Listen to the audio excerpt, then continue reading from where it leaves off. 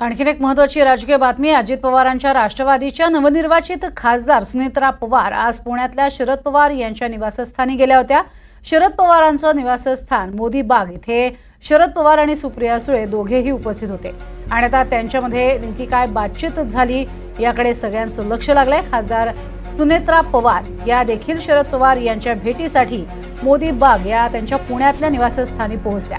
कालच छगन भुजबळ हे शरद पवार यांच्या निवासस्थानी मुंबईतल्या सिल्वर ओक या ठिकाणी गेलेले होते आणि त्यांच्या भेटीमध्ये काय घडलं तर ओबीसी मराठा आरक्षणासंदर्भात आता स्वतः पवारांनीच भूमिका स्पष्ट करावी, मध्यस्थी घ्यावी आणि महाराष्ट्रातली तापलेली भूमिका जी आहे, महाराष्ट्रातली जी आत्ताची सध्याची घडी बिघडती असं वाटतंय ती सुधारावी असं त्यांनी म्हटलं होतं। तर आता सुनेत्रा पवार या देखील मोदी बाग या निवासस्थानी पोहोचल्या। सुनेत्रा पवार यांच्या बहीण मोदी बाग इथल्या वेगळ्या विंग मध्ये राहतात, तिथे त्या भेटायला गेल्या आहेत। विनाकारण गैरसमज नको अशी माहिती यावेळेला प्रवक्ते सूरज चव्हाण यांनी दिली आहे।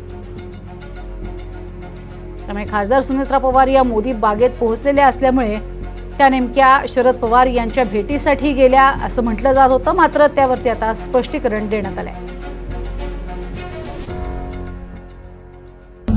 राष्ट्रवादी काँग्रेस पक्षाच्या खासदार सुनेत्रावहिनी पवार ह्या मोदी बागेमध्ये अजितदादांच्या भगिनी राहतात, त्या दुसऱ्या विंगेमध्ये राहतात।